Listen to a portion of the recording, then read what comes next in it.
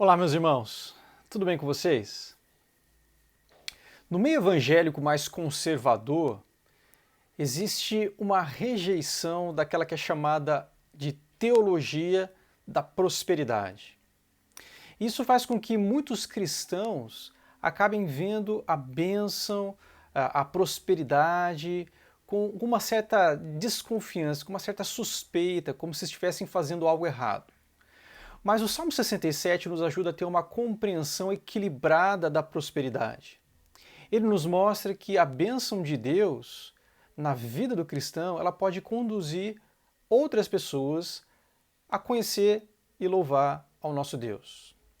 A devocional de hoje, nós veremos isso nos versículos 1 e 7 do Salmo de número 67. Salmo 67, versículos 1 e 7 diz assim: Que Deus tenha misericórdia de nós e nos abençoe, e faça resplandecer o seu rosto sobre nós.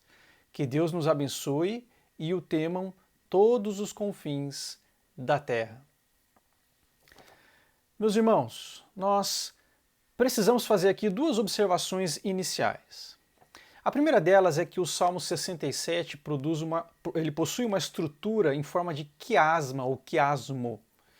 Isso significa que as ideias do texto elas se repetem de forma inversa.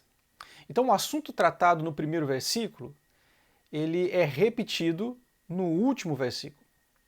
O tema tratado no segundo versículo é repetido no penúltimo e assim por diante, até que as ideias elas se encontrem no meio do salmo.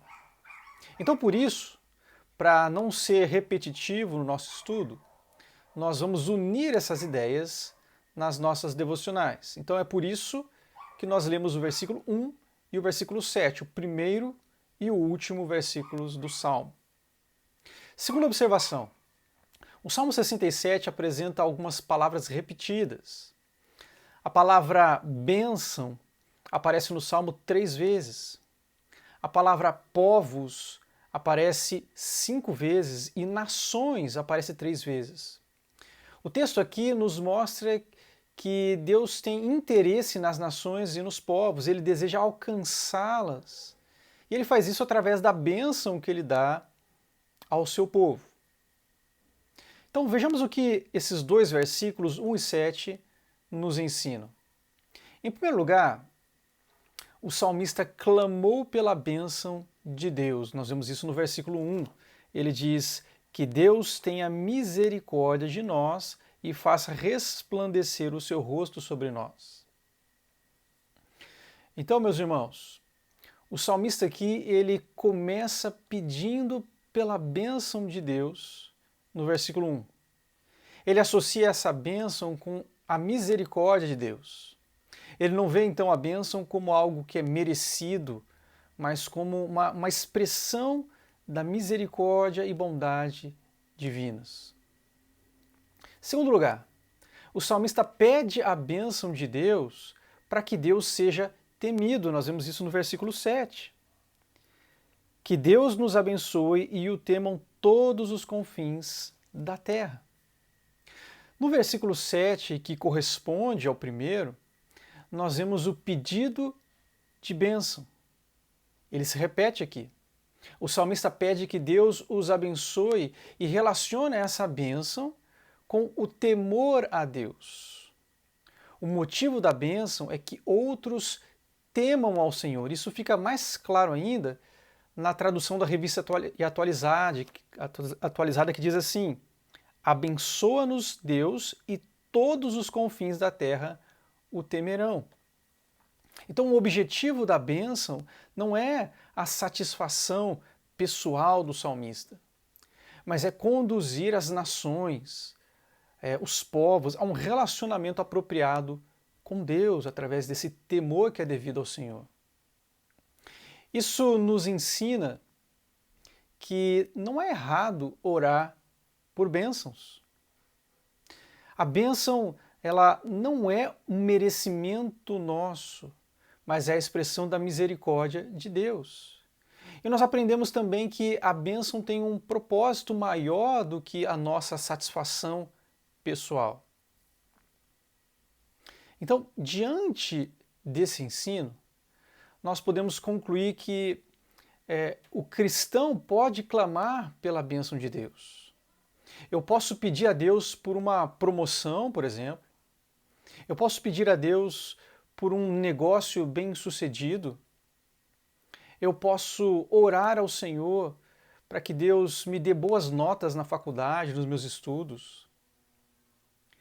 Nós precisamos lembrar que a teologia da prosperidade é uma distorção do ensinamento bíblico.